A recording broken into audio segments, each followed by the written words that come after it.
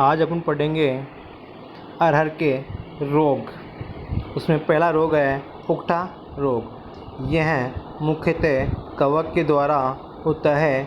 इसके नियंत्रण के लिए बीजों को थायरम अथवा कैप्टान से उपचारित करके बोना चाहिए। अगला रोग है पर्णचित्ती रोग। इस रोग के नियंत्रण हेतु बीजों को 3 ग्राम बाविस्टिन से प्रति केजी बीज को उपचारित करके बोना चाहिए। पर्णचित्ती में क्या होता है कि पत्तियों के बीच में छेद हो जाते हैं। अब आता है कीट। कीट होते हैं मुख्यतः चने के समान। इसमें मुख्य रूप से होता है एक तो फली छेदक और दूसरा होता है कातरा। अब आता है उपज। अरहर की उपज 20 से 25 क्विंटल प्रति हेक्टेयर होती है। इसके बीजों को 8 से 10% नमी पर भंडारित कर सकते हैं। अब नोट डाल के आपको लाइन लिखवा रखा है कि अरहर में दाल का प्रतिशत 70% पाया जाता है। अरहर के खेत में 1 हेक्टेयर में लगभग 2 लाख तक पौधे रखे जाते हैं। मतलब 1 हेक्टेयर में अरहर के 2 लाख पौधे लगाए जाते हैं। ये अपना अरहर का टॉपिक कंप्लीट। अगला टॉपिक आता है अपने अगली फसल मूंग, जिसकी मीनिंग होती है ग्रीन ग्राम। इसका वानस्पतिक नाम होता है विग्ना रेडिएटा। कुल होता है फेबेसी। उत्पत्ति स्थान होता है भारत। गुणसूत्र होते हैं 2 = 22। अब देखो विश्व में सर्वाधिक मूंग का उत्पादन कहाँ होता है? वो होता है अपने भारत में। राजस्थान में सर्वाधिक मध्य प्रदेश व महाराष्ट्र में होता है। राजस्थान में सर्वाधिक मूंग का उत्पादन नागौर में होता है। उपयोगों में तो मूंग के बीजों में 60% कार्बोहाइड्रेट व 24% प्रोटीन पाई जाती है। मूंग का परीक्षण भार 30 से 35 ग्राम होता है। अब परीक्षण भार आपको बता रखा है कि किसी फसल के 1000 बीजों का वजन परीक्षण भार कहलाता है। मूंग के लिए जलवायु। यह गर्म जलवायु की फसल है जो काफ़ी सूखा सहन कर लेती है। इसे उत्तरी भारत में खरीफ व जायद ऋतु में उगाया जाता है, जबकि दक्षिणी भारत में रबी ऋतु में उगाया जाता है। इसके बीजों के अंकुरण के लिए 26 से 32 डिग्री सेंटीग्रेड तापमान एवं वृद्धि के लिए 30 से 36 डिग्री सेंटीग्रेड तापमान की आवश्यकता होती है।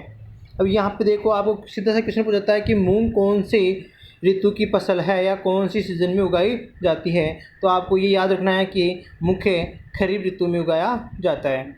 अगला है मृदा। उचित जल निकास वाली बलुई दोमट मृदा जिसका पीएच मान 6 से 7.5 के मध्य हो, वह मृदा इसकी खेती के लिए उपयुक्त मानी जाती है। नोट यहाँ पे देखो, 5.5 से नीचे इसकी खेती नहीं की जा सकती। अब आता है किस्में। किस्में पहली किस्म है वर्षा। यह जल्दी पकने वाली किस्म है। फिर है पूसा, विशाल व आरस 4। ये किस्में उदयपुर व कोटा संभाग के लिए उपयुक्त है। राज 288-8, यह राजस्थान के उपयुक्त किस्म है। फिर SML 668।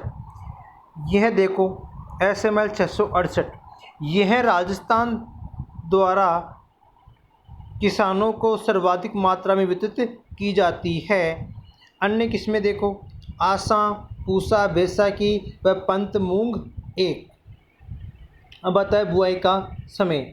खरीफ ऋतु में भी इसकी बुआई की जाती है, तो जून का अंतिम सप्ताह व जुलाई का प्रथम सप्ताह। रबी में बुआई इसकी 15 अक्टूबर से 15 नवंबर तक की जाती है। जायद में मध्य मार्च से मध्य अप्रैल तक इसकी खेती की जा सकती है। अब आता है बीज दर। अब यहाँ पे इसकी बीज दर इम्पोर्टेंट होती है कि खरीफ ऋतु में मूंग की बीज दर कितनी रखी जाती है, तो वह 12 से 15 केजी। रबी में 20 से 22 केजी। जायद में 15 से 20 केजी। अब आता है उर्वरक। गोबर की खाद 8 से 10 टन, नाइट्रोजन 20 से 30 केजी, फास्फोरस 50 केजी तो पोटास 20 केजी प्रति हेक्टेयर दिया जाता है।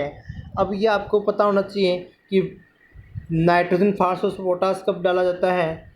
ये शुरू में आपको हर क्रॉप में लिखवा रखा है। वैसे अब दोबारा बता रहा हूँ कि नाइट्रोजन की आधी मात्रा, फास्फोरस और पोटास की पूरी मात्रा बीजों की बुआई के समय खेत में डाली जाती है, जबकि शेष बची हुई नाइट्रोजन की आधी मात्रा को 2 बराबर भागों में बांटकर दिया जाता है। अब आता है सिंचाई। मूंग की फसल वर्षा ऋतु में उगाए जाने के कारण इसे कम पानी की आवश्यकता होती है, क्योंकि जितनी भी खरीफ वाली फसलें होती हैं उनको पानी की आवश्यकता कम होती है। अतः इसकी खेती के लिए 200 से 400 mm जलमांग की आवश्यकता होती है।